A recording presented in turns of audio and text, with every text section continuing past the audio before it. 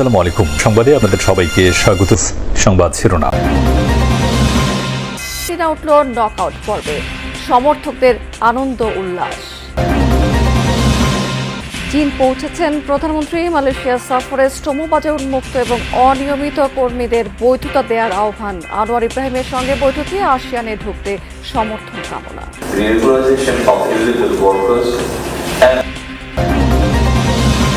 নিষিদ্ধ আওয়ামী লীগের প্রতিষ্ঠাবার্ষিকী ঘিরে ঢাকা সহ 6 জেলায় সেনা মোতায়েন। নাশকতা ঠেকাতে 30 জুন পর্যন্ত সতর্ক থাকবে আইন শৃঙ্খলা বাহিনী। দেশে অস্থিরতা সৃষ্টির জন্য কিছু কিছু মহল কোনো মহল অপতৎপরতায় লিপ্ত আছে, তো সেই জন্য আমরা অ্যালার্ট থাকার অংশ হিসেবে আমরা নিয়েছি। টানা 2 জয়ে যে গ্রুপের প্রথম দল হিসেবে নকআউট পর্ব নিশ্চিত করেছে আর্জেন্টিনা। লিওনেল মেসির জোড়া গোলে অস্ট্রিয়াকে হারিয়েছে আলবিসেলেস্তারা। ডালাসের AT&T স্টেডিয়ামে শুরু থেকে প্রতিপক্ষকে চেপে ধরে খেলতে থাকে আর্জেন্টিনা। খেলার 9 মিনিটে লাউতারো মার্তিজকে ডি বক্সের ভেতর ফাউল করে পেনাল্টি পায় আলবিসেলেস্তারা। তবে সহজ সুযোগ থেকে গোল আদায়ে ব্যর্থ হয়েছেন লিওনেল মেসি। যদিও এই আক্ষেপে বেশি পড়তে হয়নি এই প্লেমেকারকে। খেলার 38 মিনিটে লিওর বা পায়ের ম্যাজিকে পেছনে পড়ে যায় বিশ্বকাপের মঞ্চে জার্মান তারকা মিরোস্লাভ কোসার 16 গোলের রেকর্ড।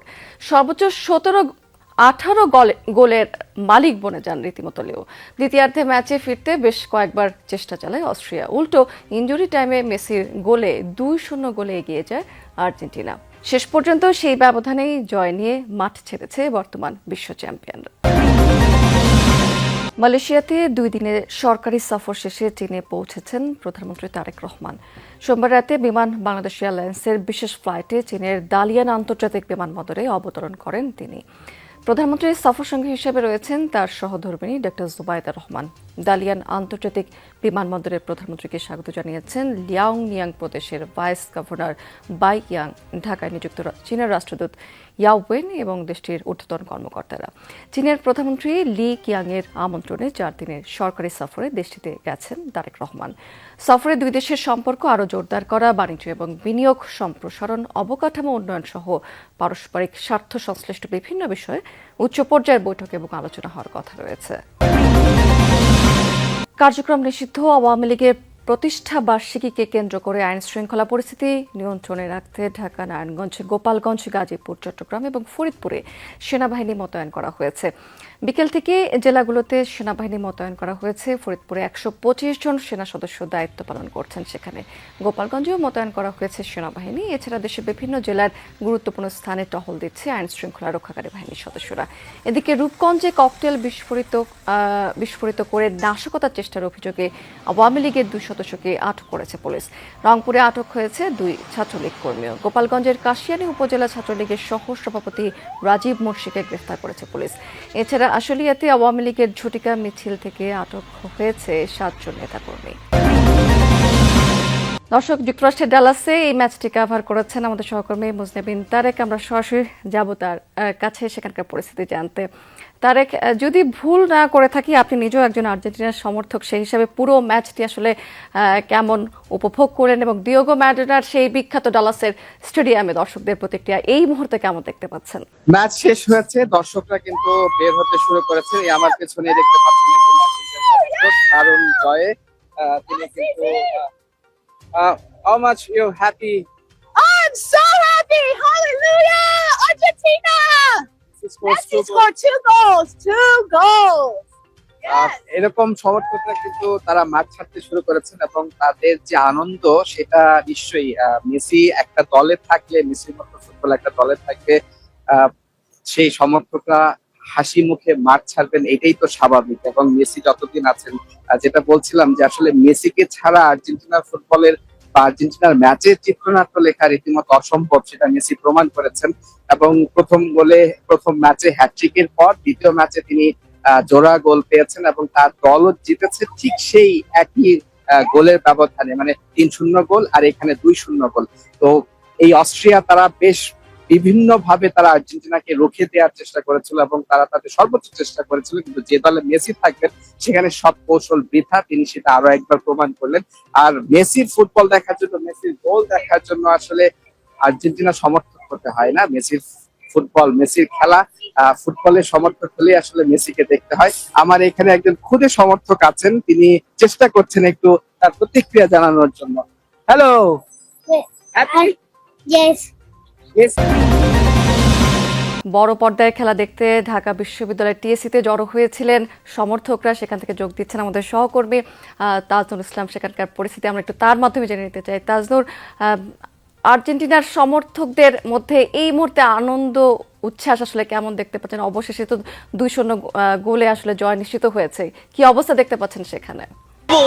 তার চেয়ে বেশি আসলে অনুভব করা যাবে এই যে এই পাশের যে ক্রাউড রয়েছে, এবং এক্ষুনি আপনি এই লেন্সটি যদি আমি এদিকে দেখাই, অর্থাৎ আমি ঠিক পর্দার পেছনের যে জায়গাটি সেখানে দাঁড়িয়েছিলাম পুরো ম্যাচটি জুড়ে, কেননা ভেতরে এত বেশি মানুষের ভিড় ছিল যে সেখানে আসলে যাওয়ার কিংবা সেই পর্দার সামনে যাওয়ার কোনো রকমের কোনো সুযোগ ছিল না। পুরো সময়টি জুড়ে এখান থেকেই পুরো ভিড়টি আসলে আমরা দেখানোর চেষ্টা করেছি দর্শকদের, এবং এখনও তাই।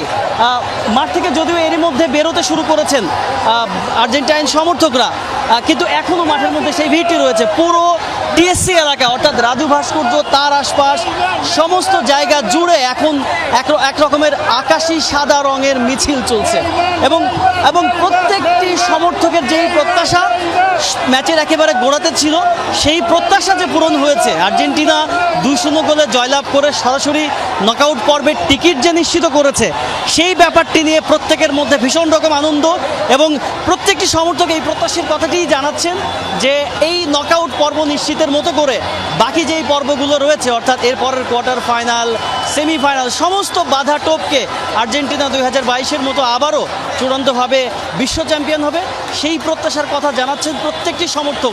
এখন এই মুহূর্তে ঢাকা শহরের মধ্যে বলা চলে যে এক রকমের মিছিল চলছে, এবং তার একটি প্রাণকেন্দ্র এই ঢাকা বিশ্ববিদ্যালয় এলাকা এবং টিএসসি এবং আশপাশের এলাকা। সমর্থকদের উচ্ছ্বাস তো দেখতে পাচ্ছি। আমরা আবার একটু যেতে চাই টিএসসি এলাকাতে, সেখান থেকে যুক্ত আছেন আমাদের সহকর্মী, যেমনটি বলছিলাম যে তাজনুর রয়েছেন সেখানে। তাজনুর, আপনি নিশ্চয়ই আমাকে শুনতে পাচ্ছেন। কি অবস্থা দেখতে পাচ্ছেন? কোনো সমর্থকের যদি প্রতিক্রিয়া একটু জানাতেন। আমরা তো আসলে প্রথম দিকে যখন দেখলাম যে পেনাল্টি মিস করেছে, সেক্ষেত্রে আমরা যারা সমর্থকরা আছি একটু হতাশার মধ্যে পড়ে গিয়েছিলাম, কিন্তু 38 মিনিটে যখন আবার গোলটা করলো, তখন আমরা কিছুটা আবার আমরা আশার আলো দেখতে পেলাম সেখানে। সেই ক্ষেত্রে যখন 2-0 গোলে আসলে জয় নিশ্চিত হয়েছে, এই সব কিছু মিলিয়ে আসলে এখনকার এই মুহূর্তে সমর্থকদের কেমন উচ্ছ্বাস দেখতে পাচ্ছেন, আরেকবার একটু আপনার মাধ্যমে জানতে চাই আমরা। দেখুন, উচ্ছ্বাসের কেন্দ্রে আপনাকে নিয়ে যেতে চাই। উচ্ছ্বাসের কেন্দ্র বলছি এই কারণে, কেননা আমি ধীরে ধীরে এগোতে রাজু ভাস্কর্যের দিকে একটু যেতে চাই, এবং তখনই কেবলমাত্র বোঝানো সম্ভব হবে যে কি পরিমাণ মানুষের উন্মাদনা, কি পরিমাণ মানুষ উপভোগ করেছে পুরো খেলা, এবং এক ধরনের যে উৎকণ্ঠা।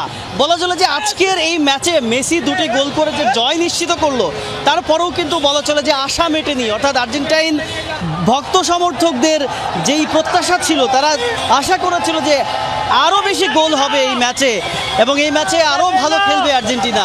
সেই প্রত্যাশিত জায়গাটি খানিকটা পূরণ না হলেও শেষ পর্যন্ত জয় নিয়ে সরাসরি নকআউট পর্বের টিকিট যে নিশ্চিত হলো,